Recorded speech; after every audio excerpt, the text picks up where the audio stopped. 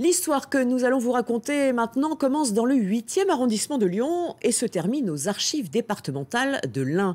C'est l'histoire d'une valise pleine de négatifs photos, mystérieusement retrouvée dans une rue du quartier Montplaisir et désormais prise en charge par les archivistes de Bourg-en-Bresse.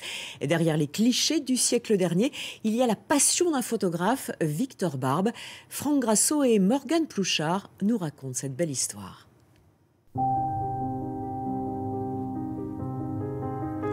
Une ancienne valise au contenu surprise. Elle renferme des éléments du passé, des bribes de vie de la première moitié du XXe siècle. C'est aujourd'hui une pièce d'importance aux archives départementales de l'Ain. J'ai conscience d'avoir collecté une valise qui correspond pour nous à un vrai trésor. 600 négatifs, quelques clichés développés, des films trouvés dans cette rue de Lyon. La valise était posée sur un muret, un cadeau tombé du ciel lors d'une promenade.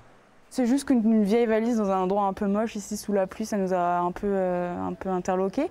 Et quand on a regardé la valise, il y avait vraiment plein de vieilles photos, des photos qui étaient dans des pellicules et des plaques de Brome aussi. La famille à l'origine de la découverte a cherché à recoller les pièces du puzzle en partant d'un nom inscrit sur une pochette, Victor Barbe. C'est ainsi que la valise est arrivée dans l'Ain, où le photographe avait déjà un fonds archivé.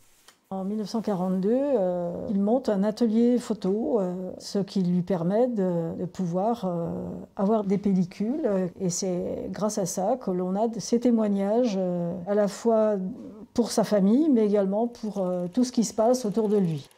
Avec son appareil photo ou sa petite caméra, Victor Barbe est devenu le témoin d'une France en guerre. Durant l'occupation allemande, il aura été l'un des rares photographes du Pays de Gex à la frontière suisse. J'ai retrouvé dans la valise le négatif d'un des tirages que l'on avait déjà. Les résistants mettaient des clous sur les routes pour ralentir la progression des Allemands ou pour les embêter. Et donc, parfois, les Allemands obligeaient la population à balayer les routes. Mais tout cela ne nous explique pas comment ce butin historique a pu être abandonné dans un quartier lyonnais. Aucune idée, aucune idée. Je suis en lien avec la famille Barbe pour essayer de trouver une explication réaliste et plausible. La valise est aujourd'hui à l'abri, gardant des souvenirs tout en gardant son secret.